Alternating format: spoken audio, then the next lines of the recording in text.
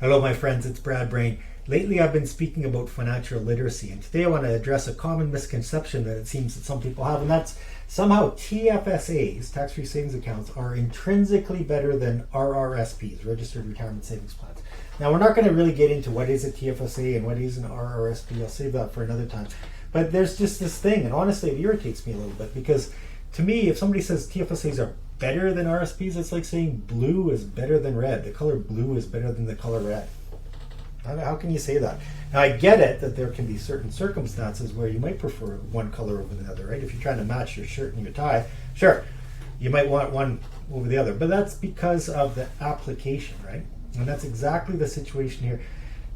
TFSAs aren't better than RRSPs, and vice versa. It all depends on what you're trying to accomplish, right? If you're wearing something red and you want a red tie, go for it. If you want a blue tie, go for it, right? But it's only if you get a mismatch between what you're trying to accomplish and the product that you're using, the plan that you're using, that's when we can get into this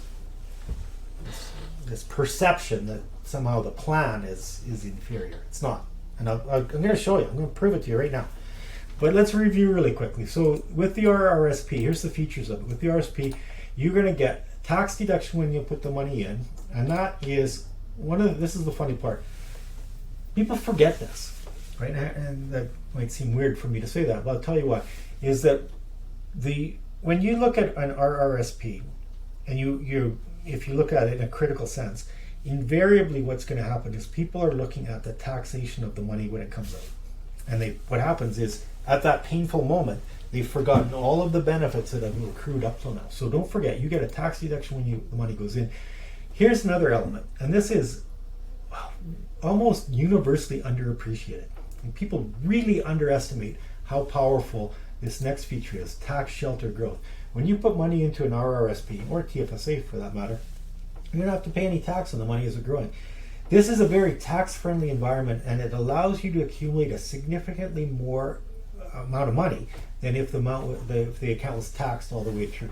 So these are amazing benefits, but there is this other side of the coin, and that's when the money comes out of the RRSP, it is taxable. Okay, so let's go over to TFSAs.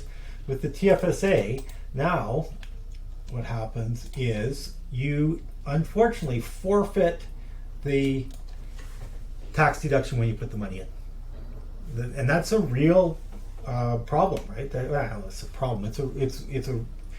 It's a handicap though of the plan. If we're going to compare the two, this means the TFSA starts at a disadvantage, but it's got some powerful features, including as RRSPs, the tax shelter growth, and then this really interesting feature right here, the tax-free access to your money.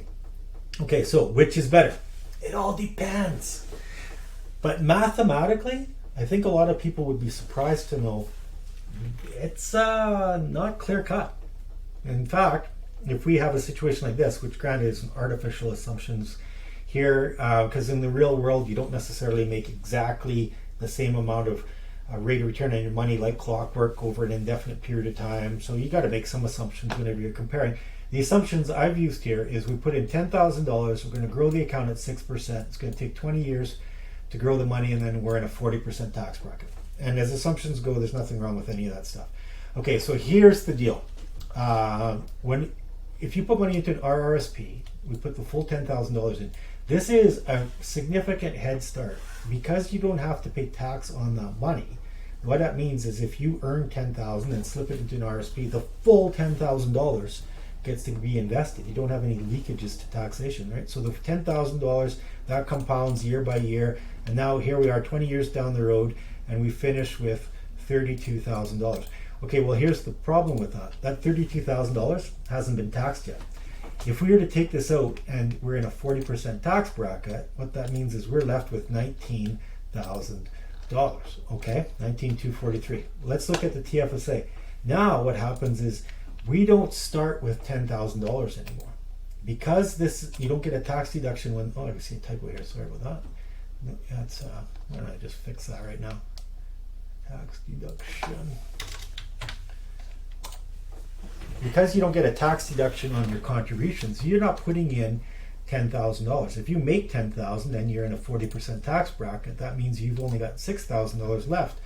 Now you can start compounding that money tax free, and that's great. And what you'd be able to do is grow the money to $19,000. Well, guess what? Guess what? It's exactly the same. These two numbers are exactly the same, right? If you grow the money to $32,000 and then you pay tax on it, you're left with 19 grand. If you pay your tax up front and grow your money, you're left with 19,000 to the penny. All right? So you can't say TFSAs are better. Now, here is something that's vitally important, and that is, this is a set of assumptions we've made to illustrate a point. Think about this. Do you expect to be in a higher tax bracket or a lower tax bracket after you stop working? Now, I know that there's, people have different political opinions out there, and maybe distrust of the government, not a lot of faith that tax brackets are going to go down. I'm not saying I disagree with that, to be honest with you, but the truth is, most people are going to make more money when they're working than when they stop. I think most people will agree with that. Most people will make more money when they're working than when they stop. What's the consequence of that? Chances are you're going to be in a higher tax bracket when you're working than when you stop working. So what that really means is we may be in a 40% tax bracket when we put the money in, but maybe we're in a 26% tax bracket when we take it out. Right? If you're going to be in a higher tax bracket when you start than you are when you take the money out, you're better off by putting the money into an RRSP. Now the reverse is true. If you expect to be in a higher tax bracket later on, like maybe you're a student right now, you don't have a lot of taxable income, so you don't really need tax deductions.